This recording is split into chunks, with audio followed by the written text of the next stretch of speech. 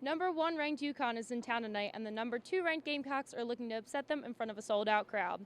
An undefeated season is at stake, and they're up against a tough UConn senior class. Let's see if the Gamecocks could pull it off. 18,000 fans packed Colonial Life Arena for the most anticipated matchup of the season. A Gamecock win over powerhouse UConn would mean the Huskies' first loss in 60 games. A Gamecock loss would be their first at home since February 10, 2013. Both teams knew they needed to come out from the beginning with their A game.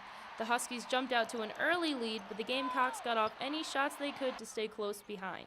They still struggled offensively against the relentless defense of UConn, and their situation only got worse when top scorer Asia Wilson left the game with a leg injury in the second period.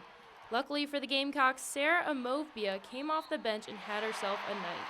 She provided the spark for the Gamecocks to make an offensive surge late in the first half. They trailed UConn 35-25 going into halftime. The fans kept the energy going into the second half of this intense game. Without Asia Wilson, the Gamecocks struggled to hold off UConn. Sarah Amovbia was one of the few players that found her shots falling in during the third period. Wilson returned to the bench during the third, but the tape on her shin was the unfortunate reminder that she wasn't 100%.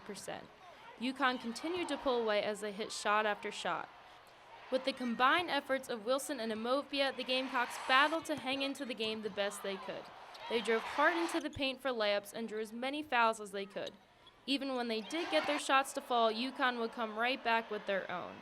The Gamecocks couldn't step up to their level and fell to the Huskies 66-54. Coaches and players of both teams reflected back on the game. We knew we were playing a great team. We knew we were playing a team that is almost unbeatable on their home court. And they're probably going to go back to the Final Four like they did last year.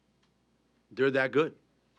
And when my guys know that the challenge is huge,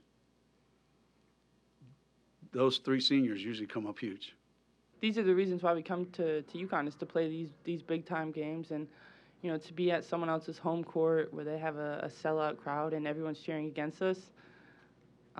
That's exciting for us. You know, the odds are against us, and we have to find a way to fight and win the game. When the ball's not going in, you really want to try to force something up because you see the other teams they're putting up numbers, but you really just have to stick with the system, and I feel like we had kind of a hard time doing that because we were just so anxious to get something up because we knew we couldn't have a dead period where we didn't score any points.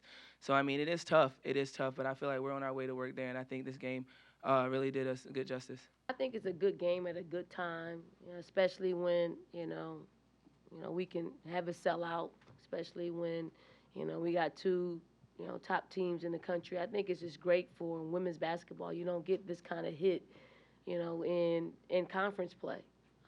And for us, you know, it's a month outside of March Madness.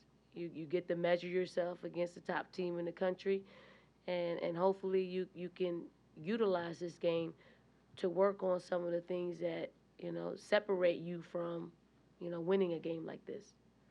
It may have been a loss for the Gamecocks, but they can take a lot out of this game and learn from it. Holding UConn's dominant offense to only 66 points is an impressive defensive feat. The Gamecocks look to bounce back against Florida on Thursday. For Capital City Sports, I'm Lauren Schwartz.